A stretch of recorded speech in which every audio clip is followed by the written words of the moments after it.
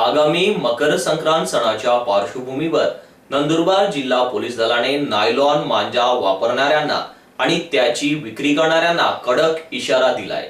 पतंग उडवण्यासाठी केवळ पर्यावरणपूरक आणि सुरक्षित मांजाचाच वापर करावा, अन्यथा नायलॉन मांजाची विक्री, साठवणूक किंवा वापर आढळल्यास थेट पोलीस ठाण्यात गुन्हा दाखल करण्यात येईल, असे पोलिसांनी स्पष्ट केले आहे। मकर संक्रांतीला जिल्ह्यात पतंगबाजीचा पारंपरिक खेळ मोठ्या उत्साहात खेळला जातो। मात्र नायलॉन मांजा, चायनीज मांजा किंवा कोणत्याही धोकादायक कृत्रिम मांजाचा वापर कायद्याने प्रतिबंधित केला आहे। गेल्या काही वर्षात अशा घातक मांजांमुळे मानवी जीवितास तसेच पशुपक्ष्यांच्या जीवाला गंभीर धोका निर्माण होण्याच्या, गंभीर अपघात घडण्याच्या आणि मृत्यूच्या घटना घडल्या आहेत। या पार्श्वभूमीवर जिल्हा पोलीस दलातर्फे जिल्हाभरातील बाजारपेठा, गल्ली बोर्ड आणि प्रमुख ठिकाणी संयुक्त पथके तयार करण्यात आली आहे।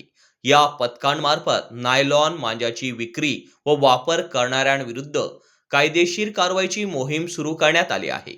जिल्हा पोलीस अधीक्षक श्रवण दत्त यस यांनी माहिती दिली की प्रतिबंधित असलेल्या या घातक मांजाची विक्री, साठा, वाहतूक तसेच पतंगबाजी करणाऱ्यांविरुद्ध भारतीय न्याय संहिता, पर्यावरण संरक्षण कायदा आणि इतर प्रचलित कायद्यांनुसार कठोर कायदेशीर कारवाई करण्यात येणार आहे।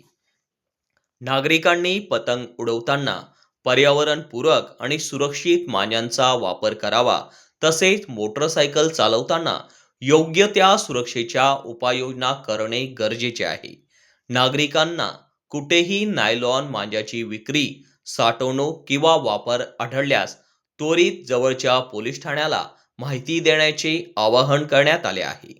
नंदुरबार जिल्हा पोलीस दल नागरिकांच्या सुरक्षेसाठी सदैव तत्पर असून सर्वांनी सामाजिक भान ठेवून जीवितहानी होणार नाही याची दक्षता घ्यावी व सुरक्षित आणि पर्यावरणपूरक सण साजरा करावा, असे आवाहन याप्रसंगी पोलीस अधीक्षक श्रवण दत्त यस यांनी केले।